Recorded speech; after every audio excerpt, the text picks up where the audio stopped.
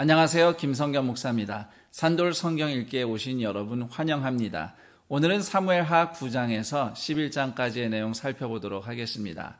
사무엘하 9장을 보시면 다윗이 요나단의 아들 무비보셋을 돌봐준 이야기가 기록되어 있습니다. 다윗은 사울 집안에 생존자가 있는지 수소문했는데요. 요나단과의 언약을 생각해서 은총을 베풀기 위함이었다고 1절에 명시되어 있습니다. 마침 다윗이 사랑한 친구 요나단의 아들 무비보셋이 생존해 있음을 알게 됩니다. 그동안 무비보셋은 조용히 숨어 지냈던 것으로 보입니다. 다윗은 무비보셋을 궁으로 초대해서 왕자처럼 받아줍니다. 13절을 보시면 항상 왕의 상에서 함께 먹으며 예루살렘에서 지냈다고 기록이 되어 있는데요. 또한 사울 가문의 기업, 그러니까 땅을 회복시켜서 무비보셋에게 하사하기도 합니다.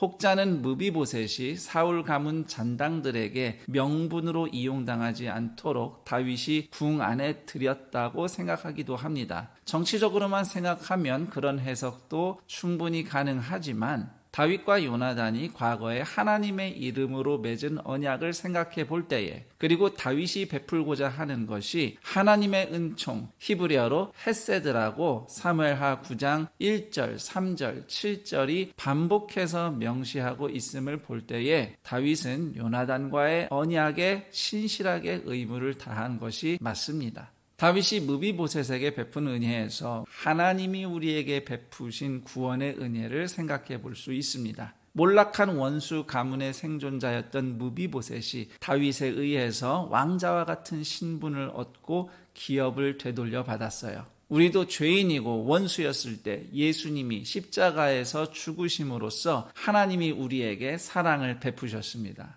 다윗을 위해 희생한 요나단 덕분에 무비보셋이 은혜를 입었던 것처럼 우리를 위해 십자가에서 희생하신 예수님 덕분에 우리는 왕이신 하나님의 잔치에 영원히 초대받는 은혜, 헤세드를 입은 것입니다. 10장에는 이스라엘과 암몬의 1차 전쟁이 기록되어 있는데요. 사실 이스라엘이 먼저 평화사절단을 보냈는데 암몬 왕이 사절단을 모욕하고 도발했습니다. 그리고 이스라엘이 보복할 것을 생각해서 아예 전쟁 준비를 하는데요. 자국민은 물론이고 외국 용병까지 동원합니다. 이때 암몬은 저 북쪽의 아람으로부터 많은 군대를 지원받습니다. 그러나 결과적으로 다윗의 두 장수 요압과 아비새에게 크게 패하고 이 일을 계기로 아람은 앞으로 암몬을 절대 도와주지 않습니다. 그리고 이스라엘을 섬기겠노라며 이스라엘과 화친을 맺게 됩니다.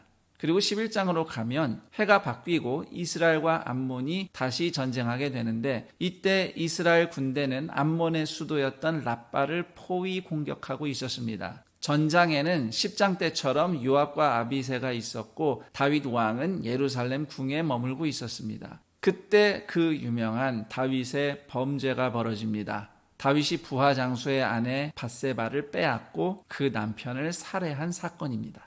다윗은 부하 장수였던 햇사람 우리아의 아내를 우연히 보고 반해서 궁으로 데려와서 범합니다. 이때 4절을 보시면 밧세바가 부정함을 깨끗게 하고 다윗을 만났다고 기록이 되어 있는데 율법에 의하면 여성은 월경 기간 동안 부정한 상태가 됩니다. 그리고 그것이 끝나면 정결 예식을 통해서 정결한 상태를 회복하는데요. 다윗은 밧세바가 부정한 상태인지 아닌지 확인하고 범했다는 말이 됩니다. 즉 율법은 지켜가면서 죄를 지은 겁니다.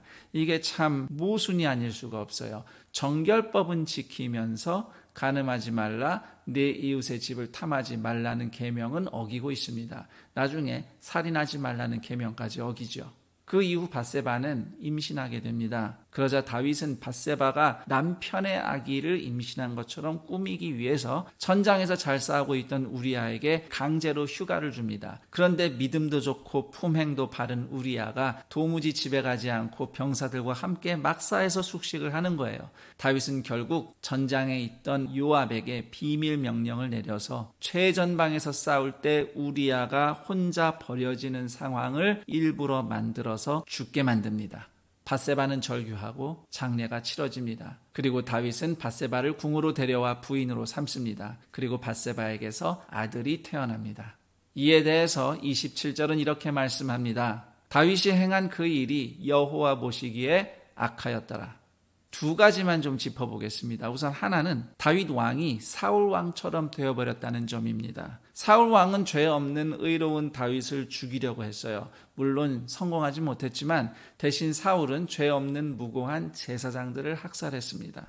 더 나아가서 다윗의 아내 미갈, 사울 왕의 딸인데요. 그 딸을 다른 사람에게 결혼시켜서 다윗의 가정을 파괴합니다. 그런데 이제는 다윗이 왕의 힘을 이용해서 부하의 아내를 빼앗아 가정을 파괴하고 죄 없는 의로운 부하 장수를 계략을 꾸며서 죽이고 맙니다. 어쩌면 사울보다 다윗이 더 사악하다고 볼 수 있어요. 왜냐하면 사울은 그래도 뭔가 즉흥적으로 죄를 저지른 면이 있다면 다윗은 아주 치밀하게 계획해서 범죄했기 때문입니다.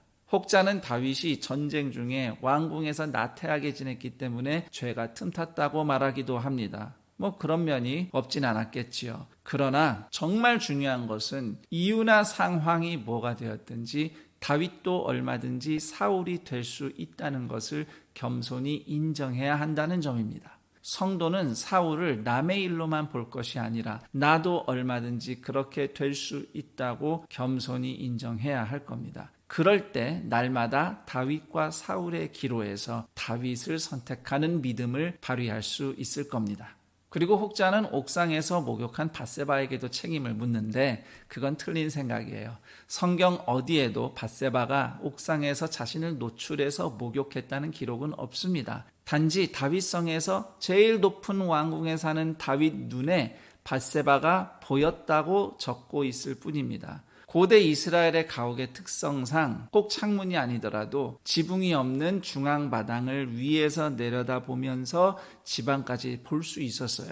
다윗은 제일 높은 곳에 살면서 남은 나를 못 보지만 나는 남을 다 볼 수 있는 권력을 가졌던 사람입니다. 그러므로 사무엘하 11장 사건의 책임은 누구든지 넘볼 수 있는 힘, 내가 부르면 누구도 거절할 수 없고 들어줄 수밖에 없는 힘을 남용하고 악용한 다윗에게 있습니다. 자, 여기까지 사무엘하 9장에서 11장까지의 내용 살펴봤습니다. 그럼 전 여기서 인사드리고 내일 그 다음 내용과 함께 여러분 다시 찾아뵙겠습니다. 감사합니다.